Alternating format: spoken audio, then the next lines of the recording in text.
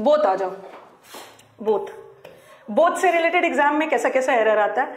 अकेला सेंटेंस में बोथ है, ये देखो both were present, part of speech पे जाएंगे, बोथ वर प्रेजेंट। और दूसरा मैंने लिखा both the students were present.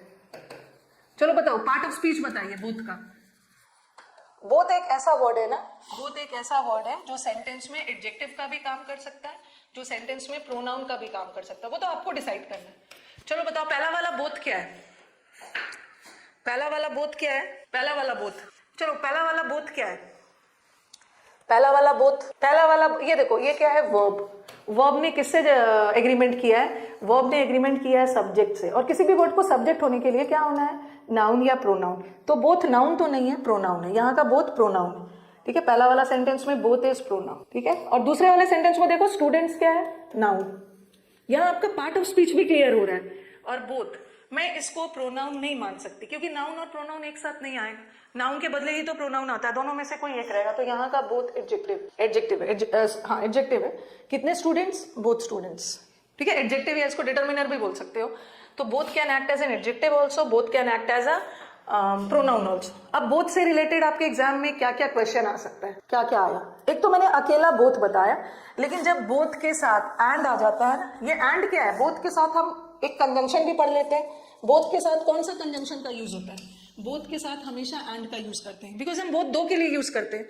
तो जब भी आपके एग्जाम में बोथ वर्ड आ गया तो याद रखना है कि एक तो ये बोथ प्रोनाउन है, और जब भी कोई वर्ड प्रोनाउन है तो प्रोनाउन का काम क्या होता है, सिंगुलर या प्लूरल बनना।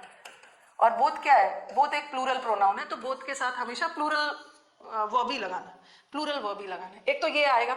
और दूसरा आपको चीज क्या याद रखना है कि बोथ दो के लिए, तो वो एग्जाम में क्या करेंगे ना, बोथ के साथ और लगा देंगे, गलत है। बोथ के साथ और लगा देते हैं, गलत है। और तो दो में से किसी एक के लिए होता है ना, बट बोथ तो दोनों के लिए होता है। जब दोनों के लिए होता है तो बोथ के साथ और कभी नहीं लगेगा, एंड लगेगा।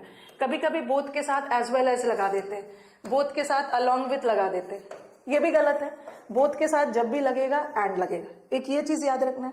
और तीसरा चीज क्या याद रखना है कि बोथ का यूज हमेशा पॉजिटिव सेंटेंसेस में होता है, ठीक है। बोथ का यूज हमेशा हम पॉजिटिव सेंटेंस में करेंगे, बोथ को कभी भी नेगेटिव में मत यूज करना, पॉजिटिव में। ये तीन चीज आपको याद रहेगा, आपका काम हो जाएगा। चलो पहला वाला सेंटेंस देखो, both the students as well as the teacher attended the meeting. कहां पे एरर है, एरर कहां पे है, बोथ के साथ कभी भी ना और लगेगा ना एज वेल एज लगेगा, बोथ के साथ हमेशा एंड लगेगा, एंड का यूज होता है, एंड का यूज होता है। अब इससे देखो और क्या एरर आ सकता है। सेंटेंस देखो आप, neither of them went to the cinema. Answer बताइएगा इसका, neither of them went to the cinema, मतलब दोनों में से कोई भी सिनेमा के लिए नहीं गया। बोथ के साथ एंड तो लगता है, सही है। और बोथ का यूज किस में होता है, बोथ का यूज हमेशा पॉजिटिव सेंटेंस में, बोथ का यूज हमेशा पॉजिटिव सेंटेंस में, बोथ कभी भी नेगेटिव में यूज होता ही नहीं। आंसर बताइए। अच्छा नन, कुछ नो इंप्रूवमेंट बोल रहे हैं, अच्छे से देखो, अच्छे से देखो, हड़बड़ाना नहीं है, कुछ नो इंप्रूवमेंट बोल रहे हैं। Neither of them went to cinema, हाँ ये सेंटेंस नेगेटिव है ना, दोनों में से कोई भी सिनेमा के लिए नहीं गया। और बोथ का यूज नेगेटिव सेंटेंस में तो नहीं यूज होगा ना, गलत है। बोथ का यूज नेगेटिव सेंटेंस में यूज नहीं होगा, गलत है। अब स्टूडेंट्स फंस सकते हैं इसमें, नीदर वेंट टू सिनेमा, देखो ये भी ग्रामेटिकली गलत नहीं है। और यहाँ neither of them went to cinema, यहाँ आप फंस सकते हो क्योंकि मैं देख रही हूँ हाँ कुछ का जवाब सी भी आ रहा है, कुछ स्टूडेंट्स का जवाब यस स्वाति, कुछ का जवाब सी भी आ रहा है, neither of them went to cinema. Grammatically ये भी सही है, नीदर वेंट और नीदर ऑफ देम वेंट दोनों सही है, बट ये सेंटेंस इंप्रूवमेंट है। और सेंटेंस इंप्रूवमेंट की खास बात क्या होती है ना, कि जब भी आपके पास दो ऑप्शन आ गया जहां पे आप फंस रहे हो और आपको लग रहा है कि दोनों ऑप्शन करेक्ट है, तो उसमें हमें सबसे अप्रोप्रिएट ढूंढना है। अब बताओ कि इसमें सबसे अप्रोप्रिएट कौन है, एक में ऑफ लगा है, एक में नहीं लगा है। चलो बताओ, ये भी आपके प्रीवियस पेपर का ही क्वेश्चन है। आंसर बताइए। नहीं तो आपका आंसर डी है, वेरी गुड, नो इंप्रूवमेंट है। बट मुझे बताओ कि सी गलत क्यों है, आंसर यही है, बट सी गलत क्यों, वाई। देखो हम नीदर में से क्या करते हैं ना, नीदर मतलब दोनों में से कोई एक भी नहीं गया, तो हम सेलेक्ट कर रहे हैं। और जनरली सिलेक्शन के लिए हम ऑफ का यूज करते हैं।